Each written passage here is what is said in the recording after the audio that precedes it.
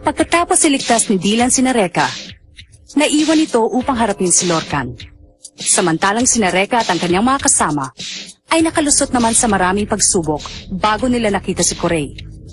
Ang hindi nila alam ay may naghihintay pang pagsubok na magpapatingkad kay Reka at ang kanyang mga kasama. Corey, huwag ka masyadong mayabang. Hindi mo pa ako kilala ng gusto. Ako si Reka Hanabishi, ang siyang tatalo sa'yo! Ang 5 talim ng Kogan Anki.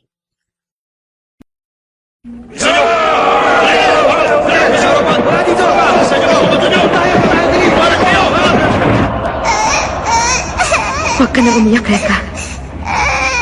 Gagawin ko ito para lamang mailigtas kita. Kapag nakatakas ka, magiging maligaya na ako. Wala nang mahalaga sa akin kahit na mahuli pa nila ako. Basta't mabuhay ka lamang.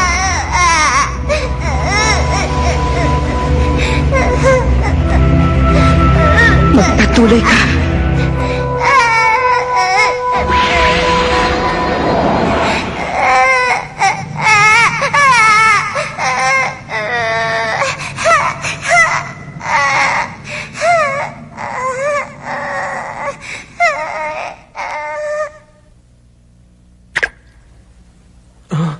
Panaginip.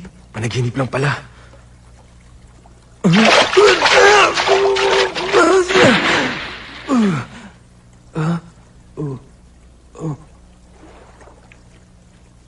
Ano ba talagang lugar to? Hoy, Reka! Ano pang ginagawa mo dyan? Marami pa tayong problema. Umahon ka na. Max! Lola! Ira! Mabuti naman buhay pa kayo. Kadiri, ano? Imbornal yata yung nahulugan natin eh. Dapat siguro maghanap na tayo ng daan palabas dito. Mali ka, Ate Ira. Hindi imbornal yung lawa na yan. Pero dyan naman nakatira yung nakakapaminsala at nakakatakot na halimaw. Nakakatakot na halimaw?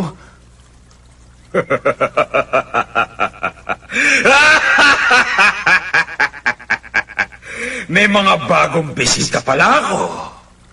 Ang boses na yon, parang nanggagaling sa hukay. Nako, si Gideon lang yon. Yung nakaaway natin ng isang araw. Naalala mo? Si Gideon nga yun at siya rin ang nagahari dito. Marami nang naligaw sa lugar na to pero wala pang nakakalabas ng buhay. Totoo ba sinasabi mo, Lola? Ay, ibig mong sabihin ng mga butong yun eh. Huh?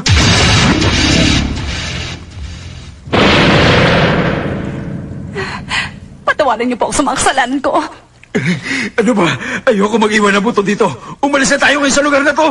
Pero paano? Doon! Sundan natin yung dinadalo yan ng tubig. Sige, mukhang wala na tayo ibang madaraanan pa eh. Subukan na nga natin.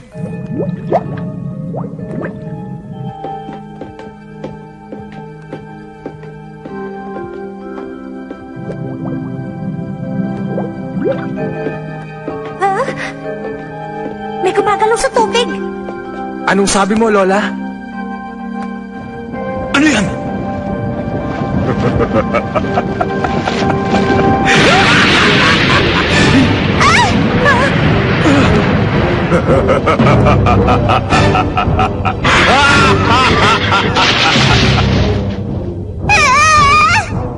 Anong klase na laman yan? Ang halaman na yan, ang tatapos sa buhay ninyong lahat.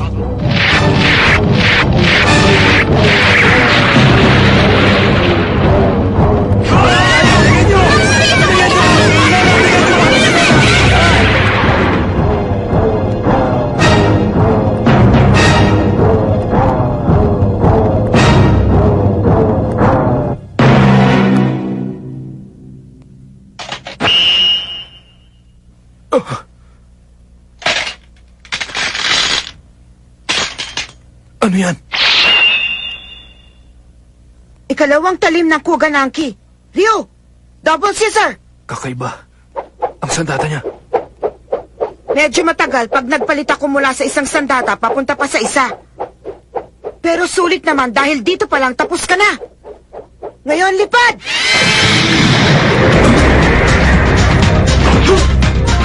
Huli ka! Matinik siya.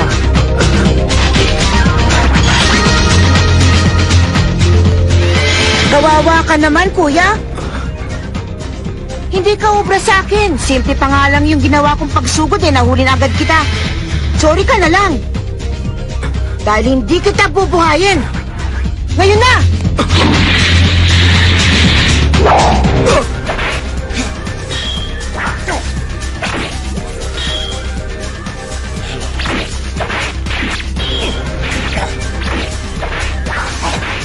Go, go, go, go! Don't stop now. If you give up, you'll be diced to pieces.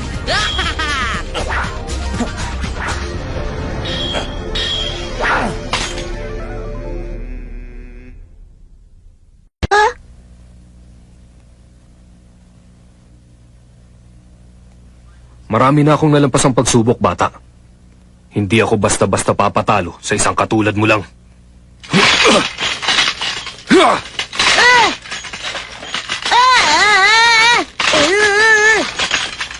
Ako naman! Anong... Nakakapagod ba? Hambog! Ha!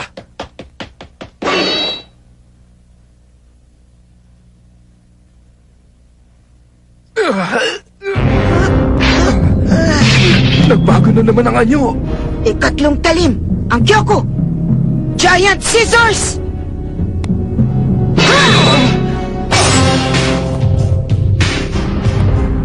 Hindi siya ordinaryong bata lang. May taglay siyang pambihirang lakas. At habang nasa kamay niya ang sandatang yan, mahirap siyang talunin. Kailangan kong makaisip ng paraan para maisang ko siya. Natulala ka! Pulutin mo na espada! Hihintayin kita! Huh. Mayabang talaga. Pero bata pa rin siya kung kumilos. Ang kaibahan lamang ay may taglay siyang kapangyarihan. Sige na nga, ipapaliwanag ko sa'yo. Maraming hugis ng talim ang kayang gawin ng sandata ko. Sa ngayon, 3 na ang naipakita ko sa'yo. Yung unang talim ang tawag, Kiba. Yung ikalawang talim, Ryu. At ikatlo, Kyoko. Marami pang pwedeng gawin tong sandata ko, pero sa palagay mo ba, tatagal ka hanggang sa huling talim?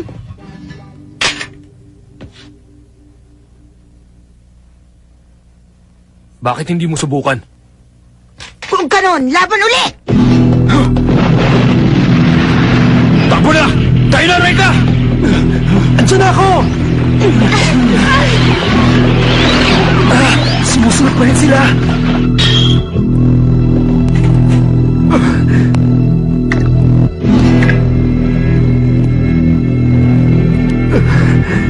Wala nang silbi kahit nagamitin ko pa ang Itsui. Naiilagan lang niya ang aking mga tira. Hindi pwedeng mangyari ito. Nang magharap kami ni Reka, nagawa kong saktan siya ng gusto.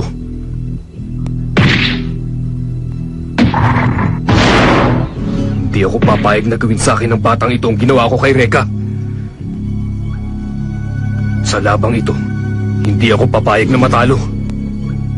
Hindi ako papatalo sa'yo! Nakakaaliw kang kalaban, kuya. Pero kailangan ko nang tapusin ang labang ito. Ika-4 na talim, ni Kazuki.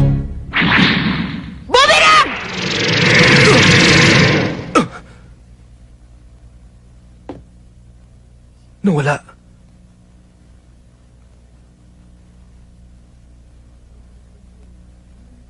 Nararamdaman ko pa rin siya.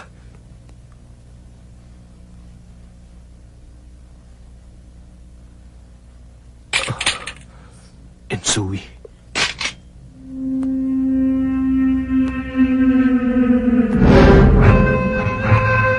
Ikalimang talim ng Kugan Angki. Ang An. O Pana.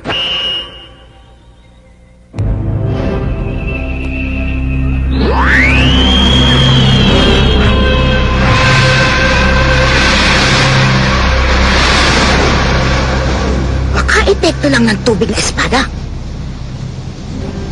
Nag-aaksaya na siya ng lakas. Alam na sa'yo.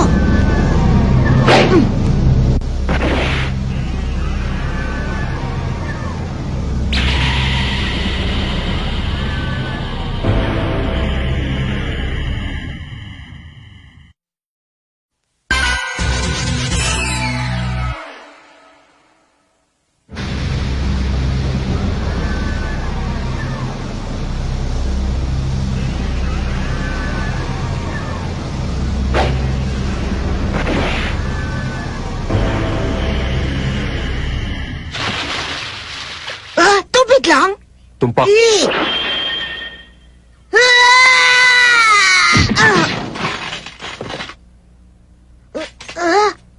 Tapos na ang laban. Ako ang nanalo. Kaya ngayon, magbabayad ka ng mahal. Dinaya ang iyong paningin ng aking Ensui at hindi mo na malayang nagpalit na ako ng anyo. Sa simula pa lang, Lorcan, alam ko na kung saan ka nagtatago. Pero maswerte ka pa rin dahil hindi ako masamang tao. Bubuhayin muna kita sa ngayon.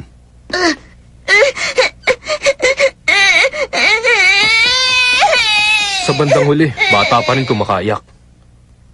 Iniwanan na nga lang dito ang kanyang sandata. Huh? Hindi mo ako natalo! Be! Kaya hindi ka pa rin nanalo!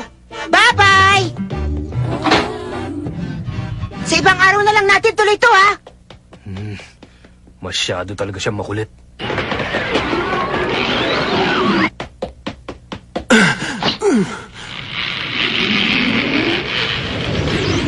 Flame power!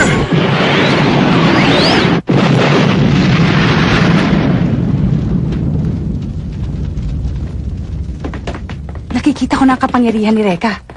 Mas malakas na siya ngayon kaysa sa dati. Unti-unti na lumalabas ang kanyang tunay na katauhan. Lola, sabihin mo nga sa amin, ito ba talaga ang dam palabas sa nakakakilabot na lugar na to? Ha? Sabihin mo na, pagod na ako sa katatakbo. Hindi ko alam kung ito nga ang daan palabas. Hindi pa ako nakarating sa bahaging ito ng palasyo eh. Pwede sa dulo nito makasalubong natin si Gideon. Kahit anong pwede mangyari. At saka kayo naman ang nagsabing dito tayo dumaan eh. Oo nga pala.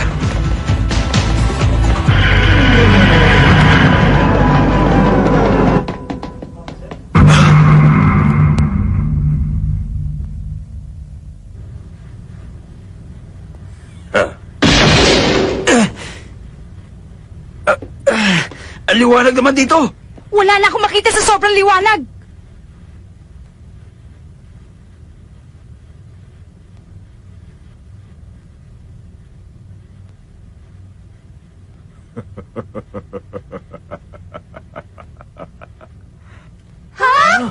Si Gideon! Natutuwa ako't nakarating kayo rito. Alam niyo ba, sa kamay kong ito magwawakas ang inyong mga walang kwentang buhay.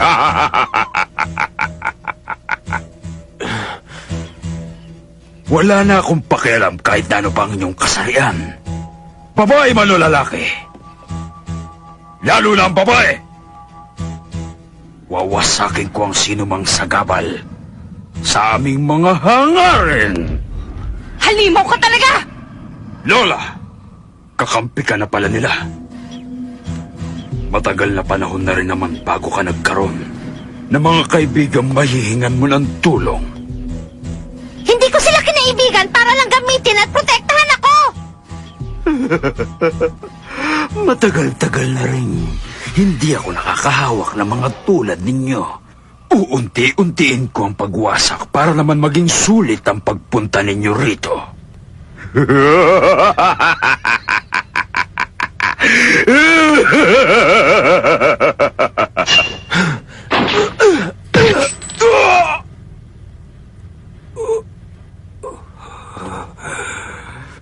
Talipandas! Alam mo ba kung anong ginawa mo?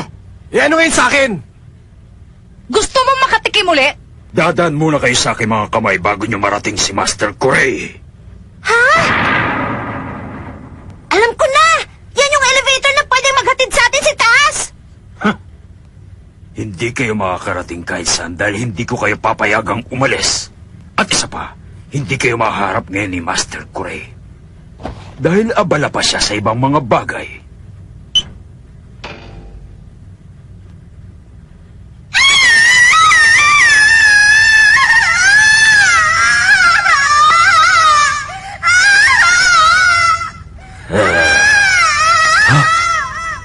Di ba boss te ano yun?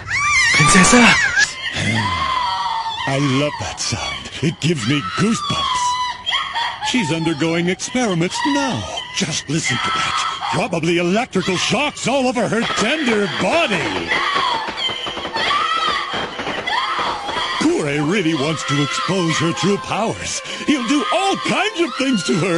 Ooh, I want to be part of it too. That soft, white skin. How I'd love to pierce her flesh with my branches. Oh, to squeeze those... Kami pang gustong gawin si Master Corey sa mahal mong prinsesa. Sabi ko, ako na lang ang magsasagawa ng mga eksperimento.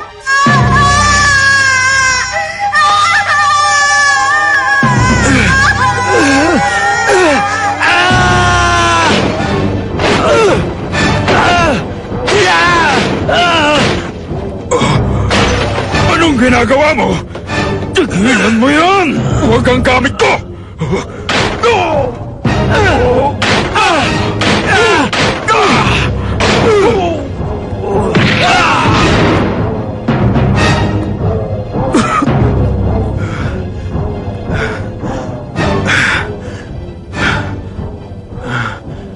Mika, nasisiraan ka na ba ng bayit?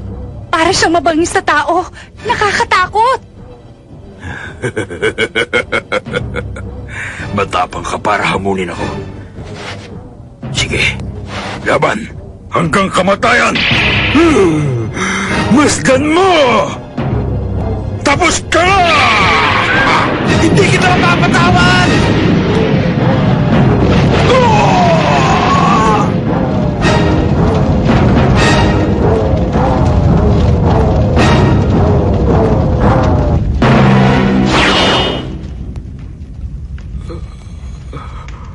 Pareho sila ng kapangyarihan ni Corey.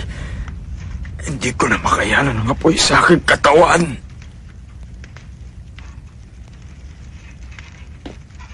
Tayo na!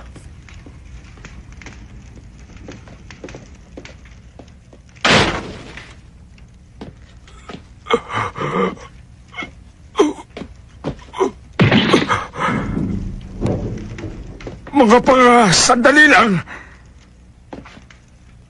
Hindi ko malilimutan itong ginawa mo sa akin. Pag nagkita tayo, ako naman ang tatalo sa'yo. Pagbubuhusan ko ng panahon ng pag-iisip na magandang paraan upang makabawi ako sa mga ginawa mo sa akin. Tandaan mo, hindi pa ito ang huli nating pagkikita.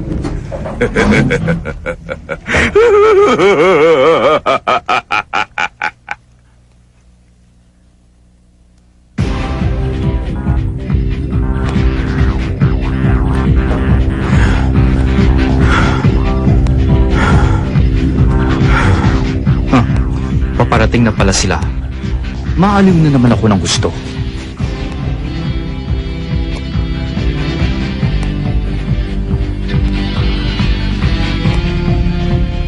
Master Corey, si Reka at ang kanyang mga kasama ay papunta na dyan. Hindi pa po kami tapos sa mga eksperimentong sinasagawa namin. Magpatuloy kayo. Hindi kayo dapat maabala sa inyong mga ginagawa. Ako na ang bahala kina Reka. May inihanda akong espesyal para lamang sa kanya. At isa pa, kapag hawak na natin ang babaeng yan, tiyak na ang ating tagumpay laban kay Reka. Opo, Master! Balitaan nyo na lamang ako kapag may linaw na ang inyong mga ginagawa. Handa ka na ba? Handang-handa na ako makipaglaban. Reka, inahanga mo ako sa ginawa mo kay Gideon. Subalit isa lamang siyang ordinaryong alagad. Ako na ang tatapos sa'yo. Itong gantimpala mo!